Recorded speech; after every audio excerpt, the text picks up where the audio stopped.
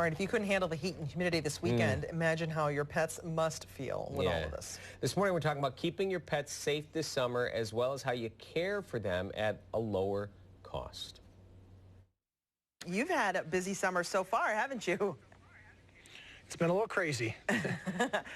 I would venture to guess every day at your clinic is crazy, isn't it? Well, it's a madhouse at my clinic, no doubt about it. The filming's kind of taken it to a whole new level, though. Yeah, I mean, your show is, you are unique in the way that you care for animals. Can you explain how you do that? Well, we're really based on high volume, low cost, and we try to find the things in between, at $8,000 surgery and euthanasia. And there's a lot of things in between you can do that, they get you the same point. That's incredible. I would never think that there would be anything between those two. An $8,000 surgery and having to put your pet down. And that is a decision people make every day that is gut-wrenching, isn't it? It absolutely is, and the reality of it is we're kind of pricing ourselves out of the market on the veterinary side, and with more and more specialization and basically the movement of human medicine over to animal medicine, which is great for the animals, don't get me wrong, but it's not great for you if you can't afford it. Yeah. So how do you keep costs low? What is your strategy? Well, I keep it simple, stupid, right? I do a lot of casting. We do, I know what everything costs me in the hospitals, and we become very efficient at what we do, especially for like routine things like spay, neuter. An average vet may take an hour or 40 minutes to do a spay, and a hard spay for me is 20 minutes. So time is money, no doubt about it. Wow, so you're able to get them done quickly. And I know you're a huge proponent for spaying and neutering your pet. You're not mincing words about it. It's essential, isn't it? Well, the number one cause of death for dogs and cats in this country is still overpopulation, still being euthanized in shelters just for no other reason than being born. And I think that's something as a profession and humane organizations, we've been addressing this problem for over 200 years, and we still haven't solved it. So it tells me we need to readdress it and put a little more emphasis on it. So do you think it's on the veterinary side that this needs to happen, or do owners need to just be educated about this more? Do they need to know, look, when you get a pet, you got to make sure it's spayed or neutered, point blank, just like you would take the vet, take the animal to go get a collar or a leash or something like that? Yeah. There's no question. Education, education, education. Unfortunately, we don't invest as much in education as we should. But the number one reason people don't get their animals fixed, plain and simple, is price. We've priced ourselves out of the market. And humane organizations many times do some spay-neuter work of their own animals, but they don't have it open to the public simply because they don't want to offend local veterinary associations. And we got to get past that. It's not about offending anybody. What we know is if an animal's fixed and people make an investment in it, they're more likely to see a vet in the future.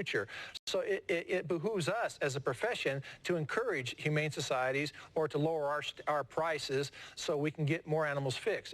We're going to be far better off in the long run. It sounds like you maybe do ruffle a lot of your colleagues' feathers, do you? Well, yeah, a little bit maybe. You're called the Maverick ER doc. So. Less so. There's no question the first 10 years I was out, vets didn't like me a whole lot. But I think, attitudes have changed so much. My class graduated in '89 was the first class that had more females than males. And I hate to say it, it doesn't say much about my gender, but the infusion of females into our profession has really brought compassion in. And so many more female doctors now want to work for humane organizations and do, lower income work.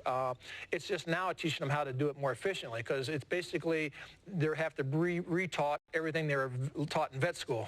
Yeah, you go out on the road, though. You're not just in one place. You're going out on the road into places where people don't see a vet necessarily or normally.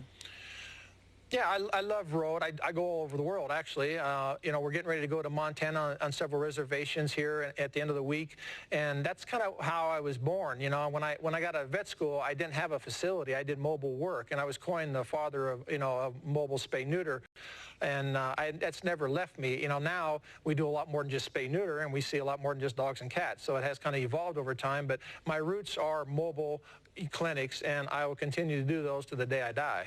Wow. But this summer, you got a whole lot coming up on the show, a lot of new adventures, places you'll be going, right?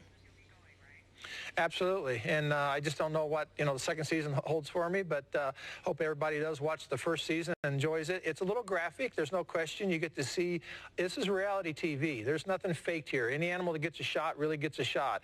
Any animal that gets a surgery really gets a surgery. Animals that die are animals that die.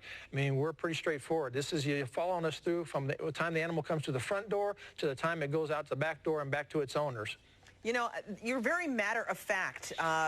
Is that why you're so good for the show, you think?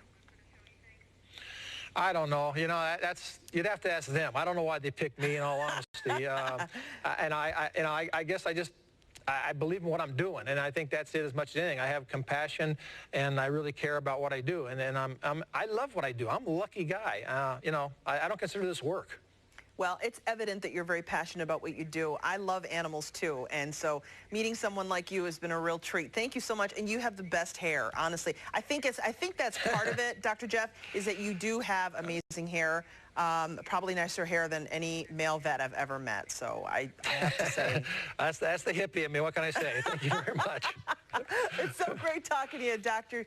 Jeff. Thank you so much, and hey, congratulations on another season, and best luck to you. Thank you very much. Just to clarify, any male vet you've ever met or any male vet you've ever met? What did you say? I said any male vet I've ever met. Oh, I thought you said you have better hair than any male I've ever met. No, I just meant any male veterinarian. I'm not nominating that I should be there at all. My hair hasn't moved in 40 years. You do have great hair. It doesn't move. But it is real. I mean, that really is his hair. But this man, I thought that's really yours, too. This is my hair. All of it. Every last bit of crazy curly hair. All right, coming up next, Beth Smythe is with us, and we are going to talk. She's from the American Dog. Look at these.